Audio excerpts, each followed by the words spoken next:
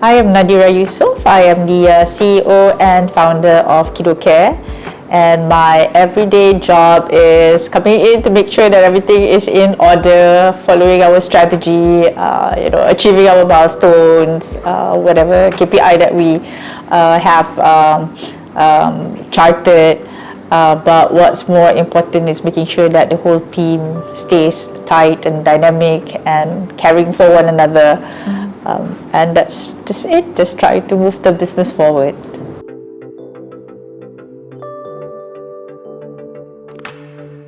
I always believe that technology enables many things.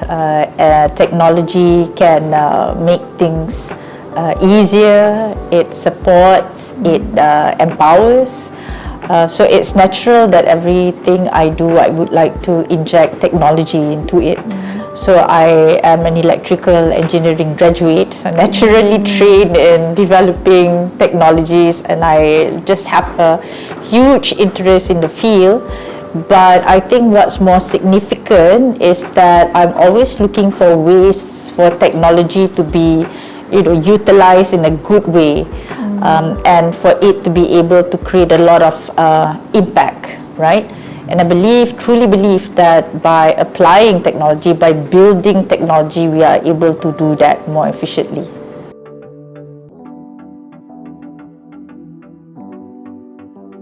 So I started off as an entrepreneur, building my own tech-based businesses when I was very young, more than 20 years ago, and that was a challenge in itself. At that time we didn't have many women building technological businesses, so we were always taken as, or I rather was always taken as somebody who may not know what I was talking about, even when I was qualified to talk about it, right? I always felt that it was a challenge to put myself around the table with men, right? The business that I grew in the beginning of my entrepreneurship career was in hardware, so it was very male dominated, right? Our suppliers were male, partners were male, technologists were male, engineers were male, right? So a lot of times it was very difficult to get them to trust the things that I envisioned, the things that I wanted, what I architect. It was challenging to get them to buy in, right? But I think knowledge is key, right? Yes, it was challenging in the beginning, but it was all about proving yourself. I had to work extra hard, I think, to learn, to gain experience in the shortest time I could. Really build up myself as somebody who was very timid at that time, and just have to build up the confidence to face skepticism that comes from people around me, and I knew I had to do that very fast. So I think hard work proves to be a success, right? People started to see where we were going, looked into the products that we were bringing, the business was scaling, and we could, develop more technological products. So I think it was step by step overcoming the challenges. Doesn't mean that there's no challenges now. There's always challenges, but I think educating yourself and building that kind of self-confidence to step up to those challenges is key in overcoming all the skeptical.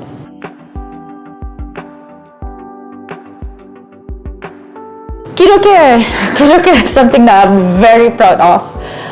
It's our latest project, or rather my latest venture. It's been around for about 4 years, and why I say it's my proudest achievement, I can't say it's achievement, it's work in progress, but every day is an accomplishment. It's an accomplishment because technology enables us to help so many people, whether it's parents, ensuring a child having proper care, ensuring a woman getting a job. I mean, how can that not be an achievement every day? So that's what I'm most proud of. All right.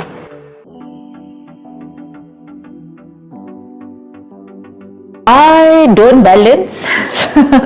I prioritize. I personally, I don't believe in balance or having a balanced life. I think it's about prioritizing what's important to you, right? And everybody has different priorities in their lives, and you know, it doesn't make one better than another, it doesn't make one wrong than the other, right?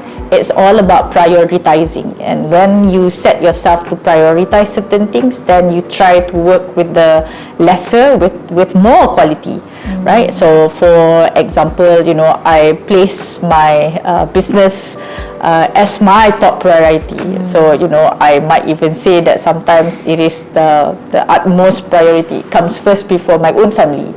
And that is because I think I have a bigger family to take care of in the business. I take care of not just my family, my staff and their families, and our nannies and their families, and the customers and their families. So of course that becomes my main priority, right? I spend most of my day at work. So the lesser time I have at home, it's about making sure that it's the most quality. It's giving attention to individuals very differently, making sure that, you know, I have time addressing each and every one of them. And I think everybody in the family also has their own priorities, and that's that, you know, that family time, and that's the mom time and sibling time. So that's how I balance, and I try to also balance, you know, to keep sane and healthy as much as I can with some sports. I do a lot of boxing and Muay Thai, and I bond with my children through boxing and Muay Thai. So that's how I balance. We punch things and we kick things over. Yeah, but the key to me is priority.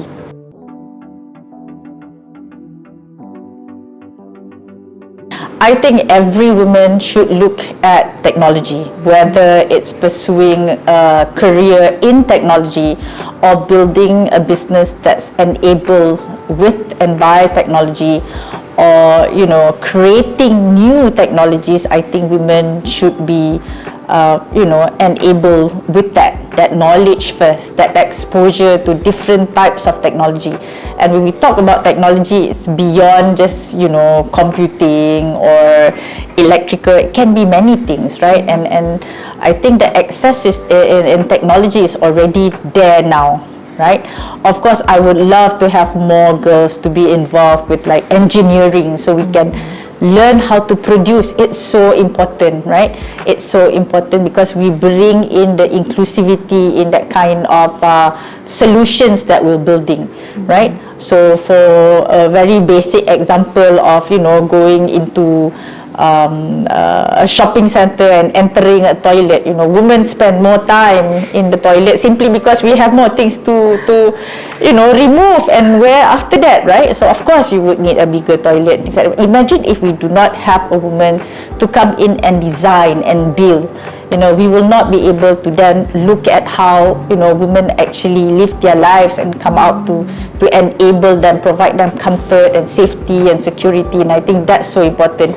I know that doesn't come from an engineering field or technology field, but I'm giving a context on why we should have more women involved in technology development and production, and really produce products for everyone, right? And I think because we're women, we have an eye for making sure that everyone's comfortable and safe and, you know, just happy using products.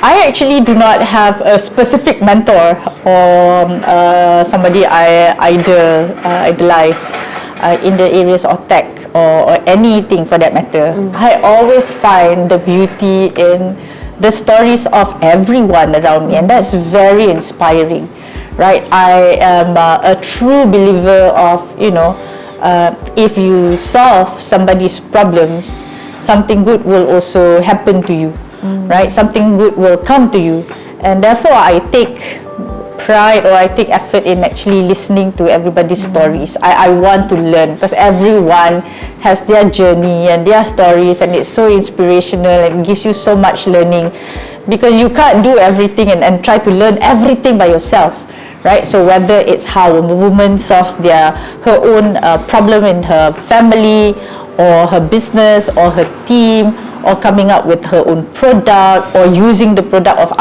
others to make things even better. I mean, that's all very inspiring to me, and I think women are just generally, you know, they should be idolized. I mean, they go through so much, so much that they have not told to people. It's just taking time and so much learning coming from there. It's inspiring to me.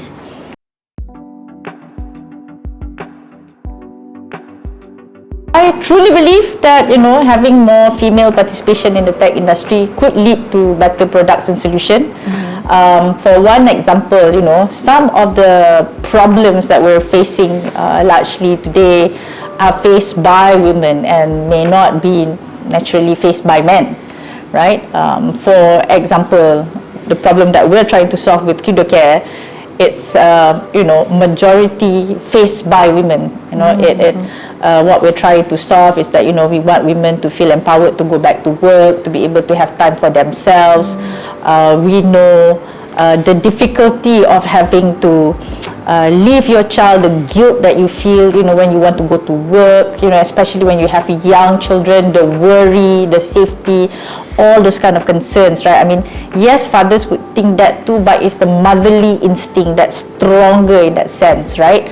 So imagine if we don't have women taking into account the solutions that will affect that woman, right? And it may not be able to for us to have solutions that actually solve those kind of concern, and at the end of the day, we're not going to have more women to go back to work. We're not going to have more women to study tech and engineering and do marvelous things. So yes, we need more women to come in and solve everyday problem and turn that into business opportunities and use technology to scale it and to improve things, make things better, faster, right? So yeah, that's how I think women should come in and build more solutions.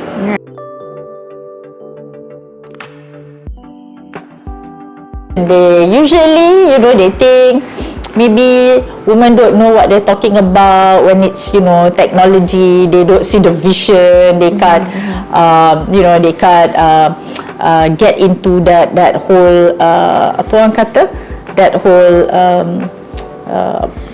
path of new technologies. It's coming in too fast. There are always new things. They think we cannot capture simply because we're probably also busy with other things like becoming mothers and becoming wives and all that, building our families. So I think that misconception is always there. How can she know what she's building if she's like so busy with many other things, right?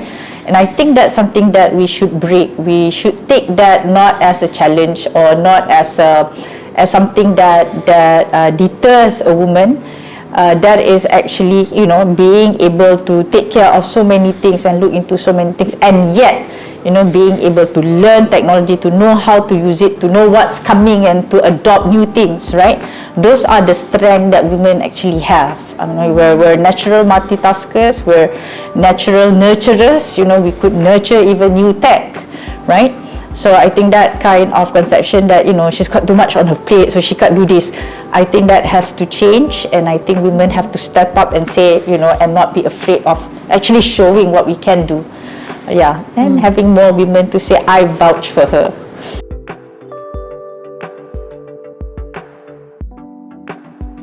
I actually see more women becoming tech founders.